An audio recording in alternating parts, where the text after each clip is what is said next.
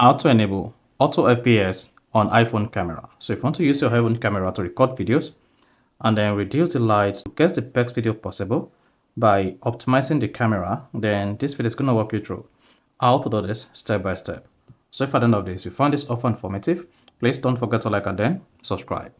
Now, to turn on or enable Auto FPS on your iPhone camera, all you just need to do is go ahead and open the settings app on your iPhone. Now, once open the settings app, scroll down and click on the camera app. So it doesn't matter that you're using our Z10 or Helia, just go ahead and click on the camera app. Now, once you selected camera, click on record video. Now, under record video, scroll down. It should say Auto FPS. Automatically reduce the frame rate to improve low light video and to optimize file size. Then go ahead and click on that.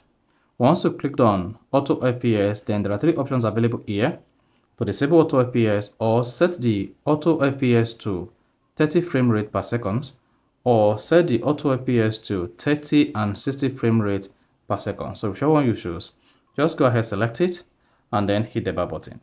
Now, when next you want to record videos on your iPhone, just go ahead, open the iPhone camera, then select video.